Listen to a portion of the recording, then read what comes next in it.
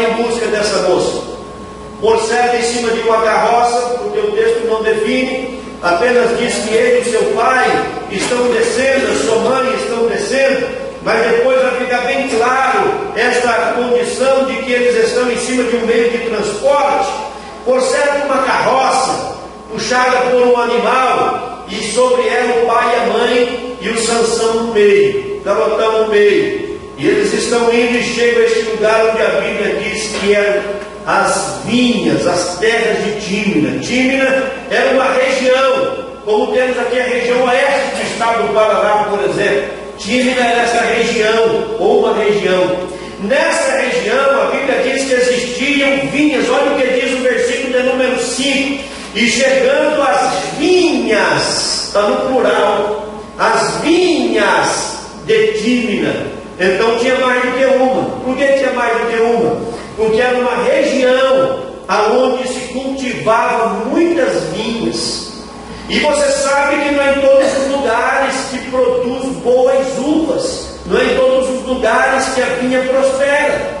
Aqui no Paraná, por exemplo, tem 2 lugares que são muito favoráveis para isso, que é a região de Marialva, conhece lá? Conhece a cidade de Marialva? E Guarabera, o distrito de Londrina, onde tem inclusive uma fábrica de vinho lá.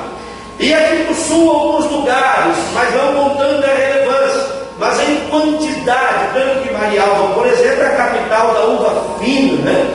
Por causa da quantidade que tem. E o que favorece? Não é só querer chegar e dizer, vou plantar um pé de uva aqui e vou me tornar um vinhateiro. O solo tem que ser favorável, o clima tem que ser favorável. Então não é em qualquer lugar que se produz. Precisa de contar com as condições climáticas e com as condições do solo. Aqui na cidade onde eu vim, em Autônia, houve um incentivo da prefeitura para que os pequenos agricultores plantassem frutas, e alguns aventuraram na uva, só jogaram dinheiro fora, não funcionou, a terra não é própria para isso. Mas essa região de Tímina tinha isso, e pelo que a gente observa no texto, eram vinhas. Então existiam muitas vinhas naquele lugar. As vinhas eram para a região de Tímina o que os cafezais foram para o Paraná. Era para a região de Tímina o que a soja é para a região oeste do Paraná, o que o soja é para a região do Mato Grosso do Sul, Mato Grosso. Era a cultura da época. Ter um pequeno pedaço de vinha era sinônimo de prosperidade. E vocês sabem que não precisa muita coisa para se colher bastante uva, porque a produção dela é bastante, é uma produção grande. Mas existia um detalhe que eu quero condicionar com você hoje aqui, nessa visão do texto. Essas vinhas não nascem nativas, não se produzem sozinhas, precisam ser plantadas. Naquela época, quando alguém aventurava plantar uma vinha, sabia que ela seria o seu meio de sobrevivência por gerações, porque a uva tem um detalhe interessante, é diferente de outras culturas. Algumas delas, depois de algumas colheitas, tem que cortar um pé e plantar outro. A uva é o contrário, quanto mais velha vai ficando, mais ela vai produzindo se houver cuidado. Então, se plantou, pode-se durar para sempre e colher dela os frutos que desejarmos. Então, quando alguém plantava um pé de uva, uma vinha, existia um cerimonial, porque depois de plantada, poderia plantar milhares de pés, dezenas, centenas, como queira. Mas o primeiro pé que a família plantava, aquele pé se tornava a referência da família. Era a primeira. Era tudo que a família queria, era ter um começo, ter um início.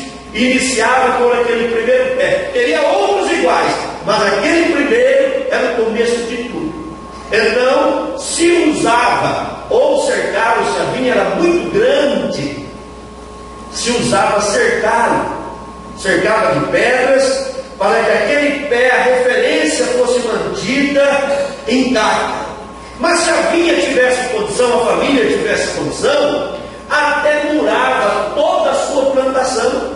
E naquele tempo não existia tijolos como hoje, nem blocos de cimento, era feito de pedras.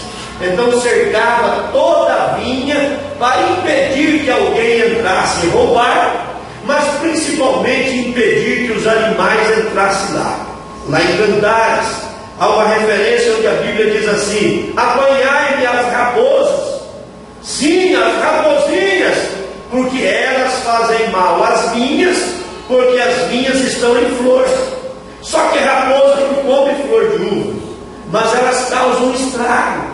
Por quê? Porque a uva da onde? Rastando pelo chão? Não. Precisa-se fazer um estrago, uma esteira, alguma coisa que valha, e a uva vai, com os seus ramos, vai produzindo nas alturas. Essas raposas maiores, quando davam nas vinhas, era possível vê-las e enxotá-las. Mas as pequenininhas não. Elas andavam por cima dos fios de arame, no meio das folhas, e se escondiam. E as uvas, as vinhas, estavam em flores. E elas andando, correndo, derrubavam as flores do chão. E se não houvesse flores, não teria fruta amanhã. Então o prejuízo que elas causavam não é porque comia, porque matava o pé, é porque elas não deixavam produzir amanhã, não teria colheita amanhã. Então eles muravam todas essas vinhas para que não houvesse prejuízos. É por isso que lá em Provérbios o sábio diz assim: eu passei pela vinha do preguiçoso, e eis que eu olhei, e o muro dela estava derrubado. E aí eu considerei, e vi que ela estava cheia de espinhos e de cardos. Então eu fiquei considerando por que está assim. Aí eu vi que o camarada dormia, depois acordava e descansava, porque estava cansado de dormir, cruzava o braço e dormia mais um pouco. Assim sobrevirá sobre ele a sua pobreza, um abandono. O sábio viu isso e escreveu que a vinha abandonada poderia trazer extrema pobreza. Quando um pai estava já na idade de parar, próximo à morte, dono de uma vinha, ele entendia que o seu filho primogênito iria assumir agora o cuidado da família. Ele chamava o seu filho primogênito e ia até as vinhas. E quando chegava lá, ele fazia um cerimonial. Chegando lá, ele pegava a sua mão direita na mão esquerda do seu filho, e ele andava circulando toda a sua vinha, independente do tamanho. Ele com a mão direita segurava a mão esquerda do filho e andava cercando toda a sua vinha e dizendo: meu filho, isso aqui tudo é herança que eu vou deixar para você. Aqui está toda a nossa herança, o sustento da família. E ia mostrando para o filho tudo quanto ele havia conquistado. Mas quando chegava naquele primeiro pé de uva, ele pegava a mão direita do filho na asa esquerda e colocava sobre o tronco do primeiro pé plantado. E pegava as suas duas mãos e colocava sobre ela, e ele abençoava o filho e transferia o zelo, o cuidado dali para frente daquela vinha para o seu filho primogênito. Aquilo virava uma herança para o menino. É por isso que quando o Acabe olhou do lado do palácio e viu as vinhas de Nabote, ele desceu lá, disse: rapaz, eu quero comprar tuas terras. Você não está à venda? Rapaz, eu quero fazer aqui uma horta muito grande, é do lado do palácio. Se não vendo, mas eu vou lhe dar uma chácara do tamanho. Se não vendo, vou lhe dar uma fazenda em troco. Se não vendo, longe de mim vender a herança que o meu pai lhe deu.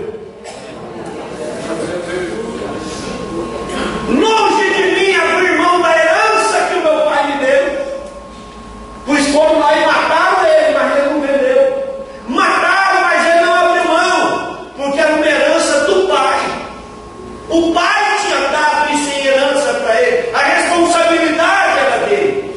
Agora voltamos para o texto que lemos. O Sansão com a sua família está descendo, e quando chega às regiões de Tímea, é uma região de